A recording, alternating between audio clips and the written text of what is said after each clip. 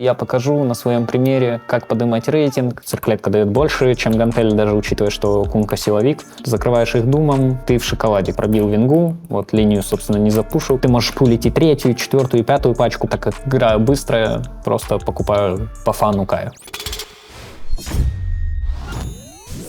Всем привет, с вами Нотист, игрок третьей позиции Virtus.pro, и сейчас, собственно, я покажу на своем примере, как поднимать рейтинг и как вообще играть на данной роли. Чтобы поднимать рейтинг именно, да, и вообще тренироваться на третьей позиции, условно, там, для компетитив сцены, для своей команды. У меня есть три аспекта. То есть первый аспект — это ты просто играешь на своих любимых героях и оттачиваешь на них максимально свое мастерство. И за счет этого, собственно, ты как бы и выигрываешь игры. Второй тип посложнее, то есть ты должен играть на героях, на которых у тебя было мало практиса, мало опыта, они тебя условно не интересовали, потому что эти герои требуются там твоей команде для флекса, или, из-за третьего аспекта, собственно, они вошли в мету, то есть третий аспект — это мета, да. Также могут попасть твои любимые герои, нелюбимые, но тебе придется на них играть, так как они в данный момент сильные. Возможно, опять же, в какой-то момент времени тебе понравится на них играть и тому подобное. Что я делаю именно в пабликах? В первую очередь я пикаю героев зачастую на первые пики, чтобы выявить максимально их слабые места, контрпики, что не так по игре идет. И также сильные, собственно, стороны условно этого ФП, потому что, например, если героя очень сложно закрыть в паблике, скорее всего, его будет очень сложно закрыть и в компетитив. Второй способ — это уже больше для поднятия ММР, то есть ты пикаешь чуть позже героя, видишь больше картину и выбираешь более комфортную ситуацию. Зачастую ты на тройке во второй стадии пикаешь героя, но в зависимости от аверейджа, ММР, ты можешь пикнуть и в третьей стадии. Например, у тебя хайранг, тебе команда оставила, доверила эту ситуацию, но для этого у тебя должны, собственно, быть закрывающие герои. На тройку сейчас сильные герои — это Тимбер. Герой очень сильный на линии. В целом в него я бы не сказал, что много контрпиков. Он хорошо фармит тройку.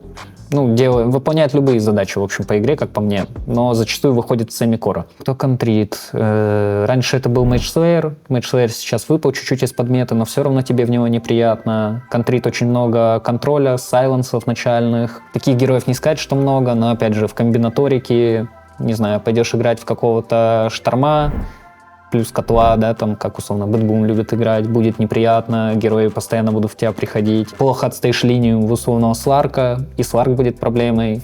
Все упирается в личный скилл, в личное понимание, как ты идеально реагришь крипов, как ты стоишь линию и какой билд ты выбираешь по игре. То есть, собственно, раньше был Мэйдж-слэйер, ты выбирал БКБ, сейчас в целом также ничего не меняется. Много контроля, много сайленса, стараешься нафармить БКБ быстрое, но с переходными айтемами, собственно, дефолтный билд, Кая, Блинк, БКБ. Как по мне, еще и Кентавр очень сильный герой сейчас. Единственная его проблема — скейлится по игре не так хорошо, если не стомпишь, но у него невероятно сильный лейнинг, за счет статов, за счет хп-регена. Главное на нем выбирать правильно позицию, правильно реализовать свои тайминги, хорошо уметь ставить, собственно, линию, но это довольно просто. И не терять свой кач, который довольно сложно находить, вне зависимости от киллов, его надо находить. Марса довольно универсальный сейчас герой, да, он не флексится никак, как Кентавр, хотя Кентавр так иногда на четверку может пофлекситься, на пятерку. Но Марс силен просто тимфайтом, своими способностями, не дает многим рейнджам играть, сильный лейнинг, сильные спылы, много альтернативных билдов, то есть есть через брошку, есть сейчас Еул Актарин, дефолтный Даггер Блинк, дальше Хекс берешь. Ситуаций много, что ты можешь делать, и даже с плохих ситуаций ты выкарабкаешься, просто главное находить момент, условно, у тебя плохо на линии, заколил на 6-й минуте смачок под руну, вышел, нашел какой-то килл. Из сильных героев я бы еще назвал закрывашкой Дума, скорее всего, то есть, тут очевидно, видишь пик, герои страдают от Дума, то есть им нужно хилиться, морфы, МК, тролль, закрываешь их Думом, ты в шоколаде Тут, думаю, объяснять даже и незачем. Лучших героев в пару. Мне в целом комфортно будет, придешь ты ставить линию Марс Shadow Demon, мне будет удобно. Придешь Tide Shadow Demon, мне будет удобно, потому что Shadow Demon стакает мне тройку, мы легко постоим. У него есть сейв, у него есть спелл, который останавливает атаку противника, то есть, зачастую тебя на тайде закроют Сларком либо Урсой. Shadow Demon в целом просто их прячет, и они ничего сделать не могут, либо тебя. Опять же, на Марсе просто в целом с любым рейндж-героем ты комфортно стоишь, все упирается просто в матчап со вражеской пятеркой. В чем заключается, собственно, мой стартовый закуп? То есть я вижу вражеский пик, вижу, что у них винга и антимаг на линии. Я играю на кунке с батрайдером. Перебиваешь и вместе в две тычки с саппортом просто везде будешь сильнее. То есть, опять же, как я закупаюсь на кунке, зачастую я закупаюсь, если стик не требуется, то с данным закупом. Иногда можно закупиться без топора, докупить себе там вторую цирклетку. То есть я считаю, что цирклетка дает больше, чем гантель, даже учитывая, что кунка силовик. Просто потому что цирклетка бафает все другие твои статы, и считай атак спид, и монопул, и армор частично, да. То есть берем все так математически, как это в моей голове работает. Другой ситуативный закуп также с топором, с цирклеткой, ветками и стиком. Можно иногда закупаться жаднее и условно там не покупать танго, докупить там лишние статы, то есть там гантелю, цирклетку, все зависит по ситуации. Ты просто смотришь условно, сколько танго у твоего саппорта. В данной ситуации у моего саппорта 3 танго, чтобы нас в моменте не перебили, не пробили, мы не теряли время на то, чтобы довозить ресурсы. Я тоже стартую с 3 танго сразу. Основная задача тройки, она, собственно, зависит от игры. В чем моя задача заключается на данной линии? Нанести максимальный прешер антимагу, выйти максимально большим, чтобы меня было сложно контестить, так как, я вижу вражеских героев, понимаю, что там стоит Пангалера в миде против ДП, у него не самый приятный матчап, ему будет неприятно муваться, то есть он, собственно, это может делать, но так как, по идее, в моей голове должны под ДП сыграть, у него будет меньше опыта, тяжелее, опять же, ему там дефать вышку и тому подобное, возможно, даже ДП раньше придет. Чем больше у меня экспы, чем больше у меня шмоток, тем сложнее меня наказать вот этими 2 героями. Или даже 3, да, то есть если берем, что Тини в моменте может сделать этот мув на меня. Собственно, что я делаю на линии? Стараюсь максимально оттягивать ее, пробивать тайтбрингером, не пуша линию, да, или хлжа его на ранжа. И, собственно, еще важный аспект, то есть, да, не подставляться вдвоем под второй спел винги. Пробил вингу, вот линию, собственно, не запушил, потому что видел, как линия стоит, винга попала по крипам. Вейв у нас идет. И, собственно, как понять на линии, когда тебе агрессировать, где тебе больше играть на фарм. Собственно, это в целом взаимосвязано. То есть ты должен понимать, что основной твой заработок на линии — это крипы. И чем ближе они к твоей вышке, тем сложнее вражеским героям к этим крипам подходить, получать золото стабильное, да, возьмем так его обозначим. И, следовательно, за счет этого ты будешь уже выигрывать линию, доминировать и создавать сопернику тяжелую ситуацию. То есть ты должен еще понимать, что, вот, например, в данном матчапе антимагу довольно тяжело уйти в лес на ранних левелах, это не какой-то Свен, алхимик, тому луна, да. Ему очень тяжело камбэкать с леса, он будет набирать весь основной кач с линии. И, собственно, если создается вот такая ситуация, где у противника нет смол-компа, что мы заранее обсудили с батрайдером, да, и на тебя идет вот такой вейв, антимагу становится все тяжелее и тяжелее. То есть ты проверяешь постоянно их реген, 7 танго, у вас в целом 3, но так как линия идет на вас, вы просто вместе можете донать крипов, добивать их, стоять под тавером и даже не довозить себе где-то в моменте дополнительный реген. И постоянно держать в прешере вражеского героя. Опять же, чтобы камбэкнуть против сложной линии, ты смотришь условно на свою ситуацию, да, какой у тебя герой. Зачастую ты проигрываешь линию, если твой герой предназначен больше по игре. Собственно, можно взять ситуацию, что ты стоишь на Думе против тролля, условно, там, не знаю, тролль, ЦМК пришли в тебя, ты стоишь Дум плюс Тини, например, да, представим такую ситуацию. Тебе, естественно, будет очень тяжело стоять эту линию, потому что вы стоите 2 милишника, тролля с ЦМКой, подставляетесь зачастую под их спылы вдвоем, стараетесь ломать линию где-то, шатать ее через пулы, блочите смол, чтобы противник не получал легкие пулы, стараетесь просто на реаграх оттягивать линию и подлавливаете момент, где, вы, собственно, оттянули линию под вышку, и где-то под вышкой за счет того, что у вас где-то есть спылы, гречка, тини, там, земля, опять же, все зависит от героев, просто пробиваете противника пассивно и смотрите на количество его ресурсов. Собственно, если противник ошибается, не довозит ресурсы в моменте, а вы довезли их больше в таких сложных линиях, вы можете за счет этого выиграть. Но, опять же, сложно в этом моменте их подловить, и зачастую вы просто стараетесь получать то, что можете получать, а дальше уже все зависит от ротации вашего мидера, от ротации пятерки, кэри, могут, не могут. Опять же, если не могут, старайтесь выпуливать пачки. Если вас оставляют 1 на 1, вы не можете стоять с противником, также выпуливайте пачки просто уже своим героем, не 4-й позиции. Если, собственно, не можете даже выпуливать пачки, пятерка осталась, керри вражеский остался. Смотрите на ситуацию, что происходит в игре. За счет того, что вы стягиваете одним героем двух, создается где-то аномалия, вас будет больше, ваша команда получает advantage в определенных местах. Либо на миде, либо на сейфлейне. Вы просто ждете реакцию противника, либо подключаетесь в эти мувы, если можете, там, например, выйти на 6-й руне, потому что вам в целом нечего делать. Либо просто фармите лес, или уходите максимально далеко и пытаетесь где-то в аномальных местах ломать также линию, то есть там, не знаю, между Т2, между Т3 и тому подобное. Зачастую ты ломаешь линию за счет выпула обычно, когда ты стоишь с двумя милишниками, но есть исключения, когда ты в 2 милишника в пачке сильнее, чем 2 противника, например, у них там тоже 2 милишника или милишник какой-то, но слабый рейндж, тот же Батрайдер будет стоять, а вы стоите там Тини Марс, или Тускар Марс, да, в целом вас устроит стоять и в вейве, просто донать максимально крипов и вместе все делать и пробивать. Но чтобы ломать линию, зачастую твой саппорт 4-й позиции должен в тайминг 2-го вейва прийти и запулить, получается, пачку. Между смолом это делается по-разному. То есть, если на примере вот этой игры посмотреть, могу шмотками показать. То есть, когда вейв выходит, ваш саппорт приходит, может загрить в этом месте, но тогда тебе обязательно нужно ставить в центре и банить смол, потому что ты просто не успеешь из-за этого спота пройти, и пятерка тебя будет встречать и бить, и уводишь максимально крипов быстро и рано.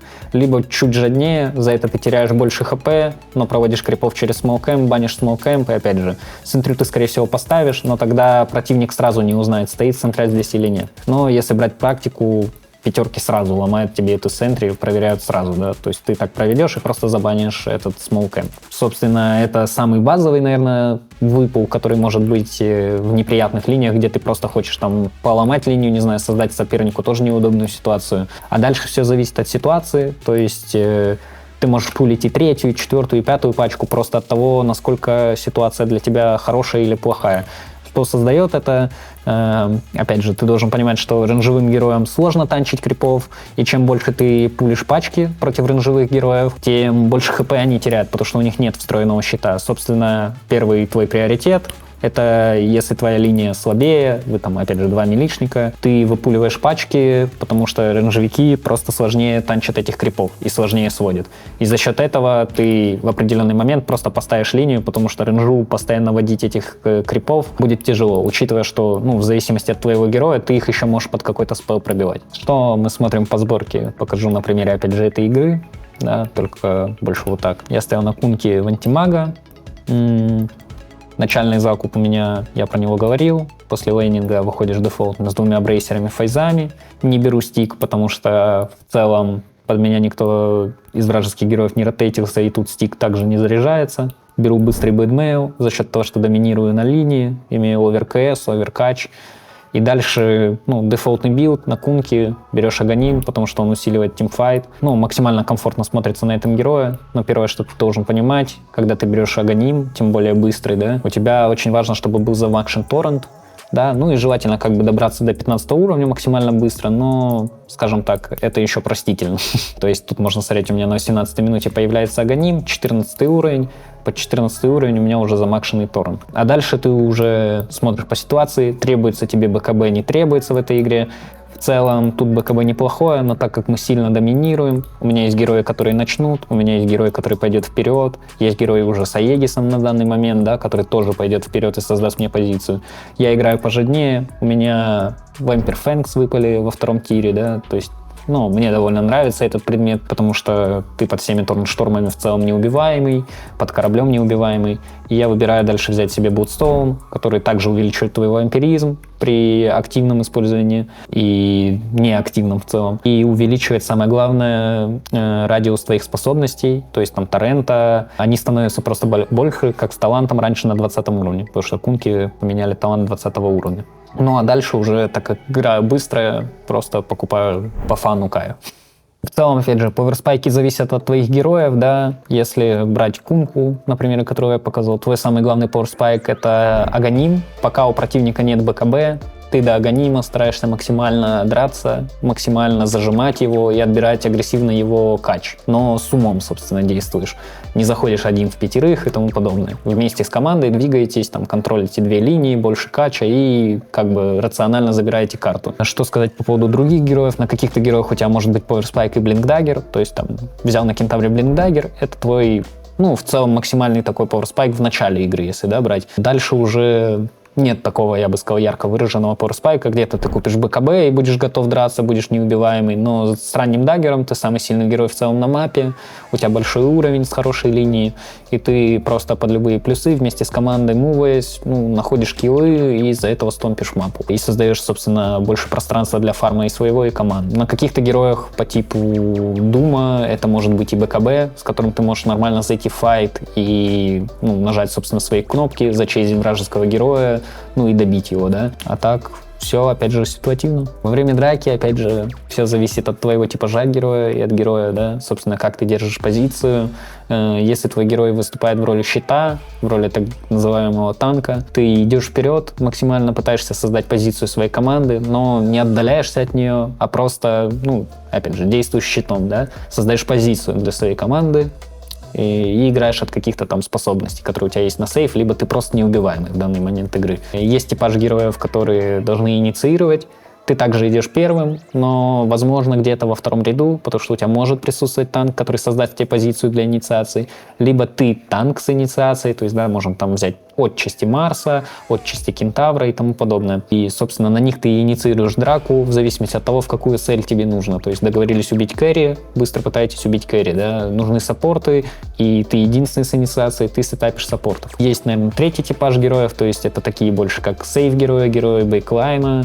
То есть, ну, из таких можно Дазла выделить, либо контринициацию героев, то есть там Энигму, да. На них, собственно, ты стараешься максимально держать позицию, стоишь в третьем ряду, либо где-то ближе к середине, и стараешься, собственно, помогать своему танку, либо герою, который наносит ДПС, чтобы он не умер, собственно, да. Либо контринициация, либо сейвом. Чтобы правильно застапить драку, в драке у тебя должен быть точно вижен на героя, на которого, собственно, ты и сетапишь эту драку. То есть зачастую это саппорты, ты на тройке с инициацией, твоя задача помешать вражеским саппортам, нарушить их позицию и вообще позицию противника. А в определенных случаях ты можешь нападать на мидера, на тройку, на кэрри вражеского. Ну, чтобы застапить ее, как я говорил, у тебя должен быть вижен и, ну, определенные предметы для сетапа этой драки. То есть это даггер, хекс, где-то ЕУ, где-то шарт на определенных героях, БКБ, чтобы тебя не убили. Опять же, ты просто наблюдаешь за позицией противника, видишь, что ты можешь ее сломать, видишь удачный момент, прыгаешь, инициируешь драку. И самый главный момент, ребята, под инициацию должен быть дэмэдж, потому что зачастую инициатор не внесет столько дэмэджа, чтобы убить героя. То есть твой кэрри или мидер должны бить под твою инициацию. Иначе вы не убьете героя, и, собственно, твоя инициация уйдет в никуда. Ну, в первую очередь, чтобы поднимать на тройке, коммуницируйте со своей четверкой со старта, старайтесь наладить максимально комфортное общение, да, комфортную коммуникацию. Попросите забанить четверку Small Camp, потому что зачастую в целом Small Camp и нужно банить, да, чтобы держать контроль линии. В моменте попросите его анблокнуть Big Camp, стакать тройку, если ваш герой это позволяет. Закольте начальный выход где-то вместе с командой на руны. Объясните ему паттерн действий своих, то есть стоять слева, бить там пятерку, забирать внимание, вам 1 на 1 комфортно стоять справа от вас, вы будете танчить пятерку, но вражеский герой будет напрягать кэрри, от этого создавать дисбаланс, потому что он передамаживает кэрри, а вас меньше передамаживает пятерка, на 3-й минуте там законтролите лотус и тому подобное. То есть налаживайте контакт в первую очередь. Это можно делать со старта игры, выбирать героя, ему помогать и тому подобное под своего героя. Опять же, не всегда это получается, но во многих случаях у меня это получалось. Выбирайте героев максимально универсальных, которые способны в большинстве случаев закончить игру, будут сильны в начале игры, в середине игры и в лейте игры. Собственно, Дота сейчас такая гибкая, что ты можешь, условно, и на Думе товара в моменте ломать, если убил всю вражескую команду, да, поэтому смотрите за метой, выбирайте героев, условные тимберы, не знаю, разоры и тому подобные герои могут под это подходить.